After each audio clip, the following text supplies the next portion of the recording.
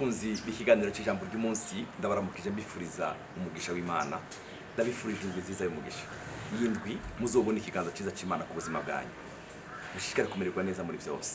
Umwami Yesu abahamagara meza, utoneshwa n'umwami bi ku buzima bwanyu. Yesu Kristo abaheza umugisha mwinshi. Ndabakunda ngende muhora mukurikirana ibiganiro byacu. Ijambo ritangura indwi bizabakorere ryambara umubiri ku buzima bwanyu. Yesu abaho umugisha mwinshi. Abataga subscribe mubyibuke, mukomeze kutugirira, mukomeze kubisangiza abandi. Yesu abahezagire. Makundwa, reka ndabasangiza rino jambo ry'Imana ryanditse mu cete Paulo yandikiye itorero ry'Abakorinto. Itorero ry'Abakorinto yabandikiye rino jambo ryanditse igice cya 10 umurongo wa 3 n'umurongo wa 4. Dusome aya majambo. Aravuga ngo naho turi n'umubiri titurwana mu buryo bw'umubiri. Naho turi n'umubiri titurwana mu buryo bw'umubiri, kuko bigwanishwa by'intambara yacu atari byo mu buryo bw'umubiri. Haleluya. Ariko imbere y'Imana bifise ubushobozi bwo gushingura akarimbi. Ariko imbere y'Imana bifite ubushobozi bwo gushingura akarimbi. Uyu munsi ndashaka kuvugana kuri kino kigwanishwa Imana Paulo yavuze hano gishobora gushingura akarimbi. Reka nsome mu yindi Bibiliya version yindi ivuga ngo intwaro tugwanisha tizacuzwe n'abantu. Twebwe ibikoresho byacu ntabwo bzacuzwe n'abantu, ahubwo ni intwaro zikomeye twahawe n'Imana ziva kwa Mungu, zibasha gusenya ibigo ntamenwa. Haleluya. Zisenya imbara, zibasha gusenya ibigo ntamenwa. Ari igihe ushobora kuba mu buzima uriho muri ubwo buzima warubakiwe akarimbi, hari ibigo ntamenwa bigukikuje, wagira ngo uje hariya ugasanga icyo kigo ntamenwa. Ariko Bibiliya ijambo ry'Imana ryavuze ngo naho turi n'umubiri titurwana mu buryo bw'umubiri, kuko bigwanishwa by'intambara yacu sivyo mu buryo bw'umubiri, ntabwo byakozwe n'abana b'abantu, ariko imbere y'Imana bifite ubushobozi bwo gusenya ibigo ntamenwa. Mukundwa uri kurankurikirana, hari igihe Satani akubakira ibigo ntamenwa. Hari igihe uba mu buzima ukikijwe n'ibigo ntamenwa. Hari igihe ubaho mu buzima ukikijwe n'akarimbi k'umwanzi yashingiye ubuzima bwawe. Mu ndwi yaheze, mwinga yaheze nariko mbigisha hejuru yuko uyu mwaka Imana izo gushoboze kurenga imipaka.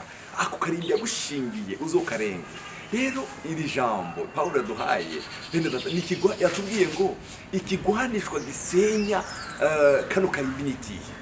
Reka ndababwire ibigwanisho ngo bibiri. Reka mvuge ijambo ry'Imana. Ijambo ry'Imana ni ikigwanishwa gisenya akarimbi k'umwanzi. Haleluya. Ikubita hasi ibigo ntamenwa bikugwaho niki n'ijambo ry'Imana. Reka mbasomere rino jambo Yeremiya yavuze ijambo ryiza cyane.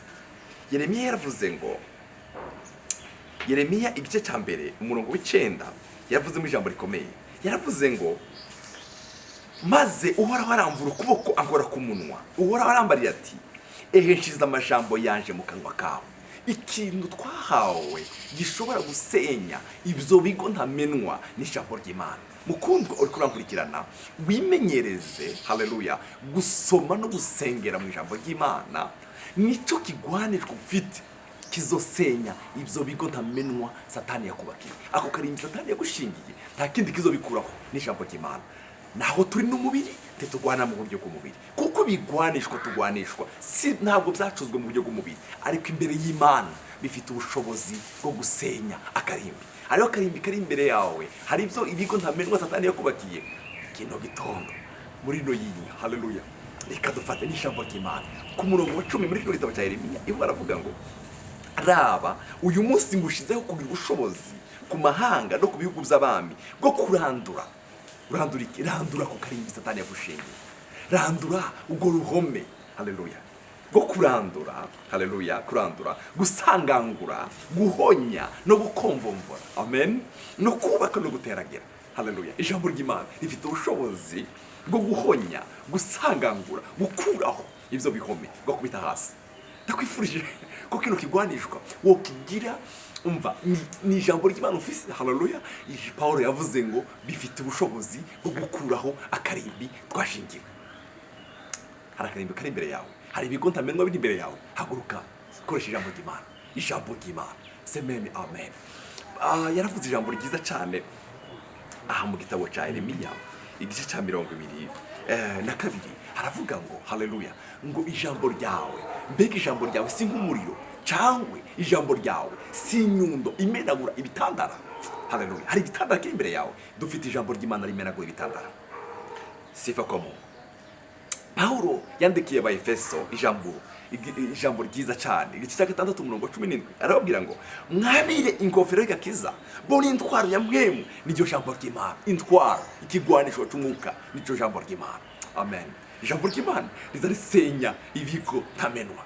Hari ibigo biri imbere yawe, hari ibyo Satani yubakiye urugo rwawe, hari ibyo yubakiye, hari ibyo wabona bigukikije. Haguruka ufate icyo kigwanisho cyitwa ijambo ry'Imana.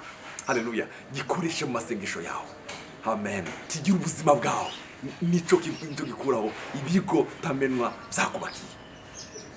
Yesaya 51:16 yaravuze ijambo ryiza, yaravuze ngo kandi nshize amajambo yaje mu kanwa kawe ngo twikirije igitutu cy'ukuboko kwanje kugira ngo ngaranzura ijuru risha shira amatanguro y'isisha mbarira abisiyoni nti muri abantu baje, mbarire abisiyoni nti muri abantu baje. Bavandimwe, twashizwa ariyo majambo y'Imana twashize mu buzima bwacu.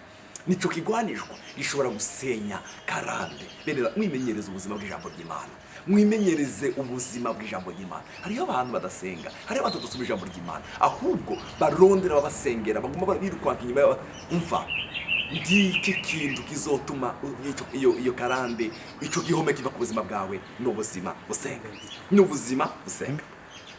Reka ndangirize kuri murongo wanditse mu gitabo cya Petero.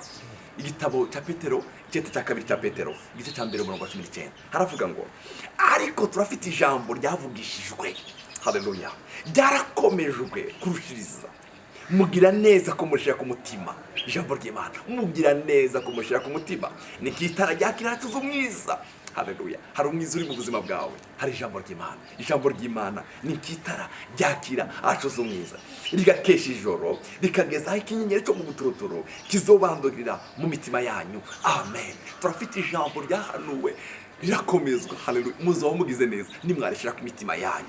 Ni kitara ryakira acuza umwijima. Hari ahantu hari umwijima mu buzima bwawe, hari ijambo ry'Imana. Yesu Kristo aguha inyota n'inzara zo kuba mu ijambo ry'Imana, kuko icyo kintu cyo kigwanishwa ufise kizosenya ibyo bihome Satani yakubakiye. Amen. Nico kigwanishwa ufite kizosenya ako karimbi Satani yagushingiye. Nico kigwanishwa kizosenya Satani mu buzima bwawe. Amen. Umugabo witwa Oswald yaranditse, yaravuze ngo yasomye Bibiliya inshuro 150. Yasomye Bibiliya inshuro 150. Yaravuze ngo kino gitabo kizogutandukanya n'ibyaha, cyangwa ibyaha bigutandukanya na kino gitabo. Iyo usoma ijambo ry'Imana uratandukana n'ibyaha. Iyo utagisoma naho hari igihe ibyaha bikuzura. Haleluya. Yaravuze Dawudi yaravuze ngo narafashe ijambo ryawe ndabika mu mutima wanje kugira ngo singucumureko. Paulo abwira abakonsayi, arababwira ngo ijambo rya Kristo ribe muri mwebwe rigwiriye, rigwije ubwenge. Haleluya. Yeremiya aravuga ngo byarabonetse maze kuribona ndarirya, maze kurirya rihinduka ibihimbaro n'ibinezaneza z'umutima waje. Haleluya. Byarabonetse ndarirya, maze kurirya rihinduka ibihimbaro z'umutima waje. Umva ibyo bihome biri imbere yawe, ako karimbi Satani yagushingiye, nta kindi cyo bikuraho ni ijambo ry'Imana. Haguruka usengere mu ijambo ry'Imana, dusengane nawe ubwire ibyo bihome, ubwire ngo vaho. Haleluya.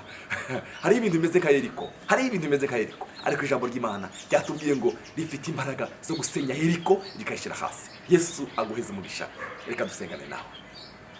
Turagukunda ko waduhaye ijambo ryawe Mana, waduhaye Yesu, uheje kuduha Yesu duhamwemuyera, uheje kuduha mwemuyera, uduhe n'ijambo ryawe. Turagushimiye. Paulo yavuze ngo naho turi n'umubiri tutugwana mu buryo bw'umubiri. Sinzi uyu mwene datukura ukurankurikirana, hari intambara yo bafite. Haleluya. Mwami, turasenye izo ntambara zose zemukikije, duhagaze mu ijambo ryawe. Yavuze ngo ijambo ryawe risenya ibihome ntamenwa, rikuraho akarimbi Satani yashingiye abana bawe. Ndabisenye mu izina rya Yesu. Hari akarimbi kashingiwe, akarimbi ko kutabyara, akarimbi kakazi, akarimbi k'ubuzima, akarimbi k'ingwara, ndagasenye mu izina rya Yesu. Paulo yavuze ngo mwabiri bigwanishwa. Haleluya. Aryo jambo ry'Imana sifa kwa Mungu. Turafite ijambo Petero yavuze ryahanuwe rirusha ayandi yose gukomera. Ahantu hari umwijima muri n'urugo, ndasenze ngo ijambo ry'Imana rihakire rizana umuco. Urakoze mwana, amashimwe agarukire mu izina rya Kristo Yesu umwami wacu, amen. Ndabifurije indwi nziza y'umugisha, ijambo ryambara umubiri ku buzima bwanyu. Murakoze.